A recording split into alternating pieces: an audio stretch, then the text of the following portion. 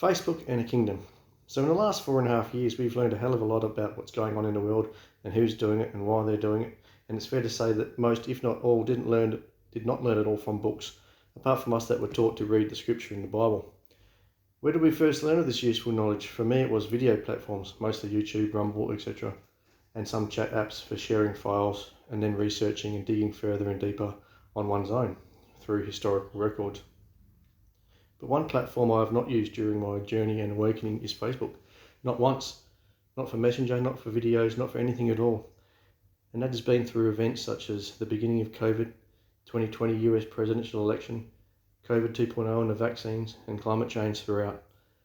I have not been on there because why would I? Most things on Facebook are a repost and a reproduction of something else from somewhere else, or designed to deflect from what's important. And a ridiculous comments and discussion immediately turns to argument because people have no clue on how to have a discussion anymore, and you people that think you are smarter are no better. Facebook started out as a seemingly useful tool when people started to get onto it in Australia around 2007. Sure, you could find old friends, promote your business or find a business, etc. But if you weren't friends with those people and you needed Facebook to get back together 20 years later, then you probably weren't destined to be friends anyway. And this is evident that when added, they just sit in your friend list. Wow, what a breakthrough. Sporting clubs and community groups did also try to utilise this free and seemingly wonder tool, and when it seemed like the perfect foolproof way to connect and keep people connected. So much better than just an old landline phone, right? Wrong. I can attest that a large and successful cricket club had better communications with its members and each other before the advent of Facebook, and even before people carried mobile phones with just a landline. That is because people lived more in the real world by going down to the club and interacting with other people face to face, shaking hands, having a beer. Facebook is a blocker to the simple lines of communication we used to have, and they stop people from having that physical interaction. Now fast forward to this new world we live in, where we have the so-called awake people and the various degrees of awake people. We can all agree that Facebook is against us during COVID. They were against us in the truth of the 2020 US presidential election. And they were against us in the second stage of COVID and the vaccines. And they rub out people for speaking against anything from the 2022 Australian election, the voice referendum, anything to do with mentally ill homosexuals or Aboriginal sovereignty. And they ban or delete people's profiles who disagree or speak out against their communist agenda. So why on earth would you people still use their product and help them? Or more notably, him, Mr. Zuckerberg, make more money through advertising and then complain about him.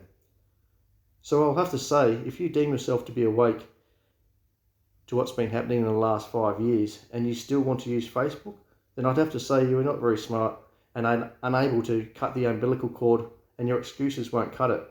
I've heard all the excuses of people as to why they are still using Facebook, and trust me, they are all basically exactly the same.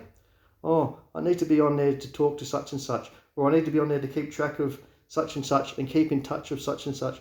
I'm only on there to keep updated, blah, blah, blah. There is no good reason.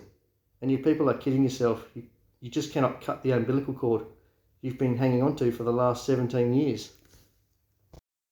Now let me come to those people who call or identify themselves as subjects of the Australian Imperial Crowned Kingdom of Australia.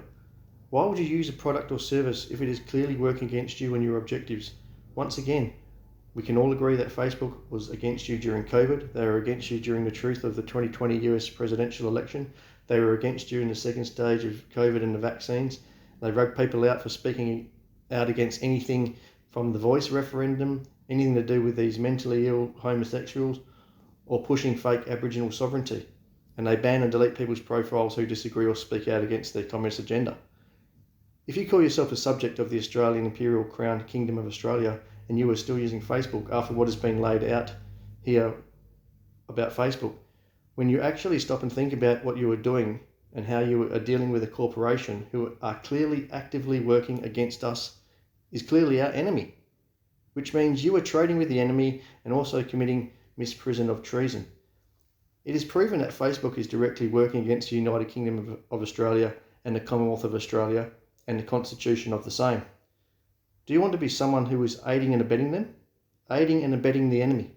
Or do you want to be a kinsman and the subject of the same? Well, wake up and act accordingly.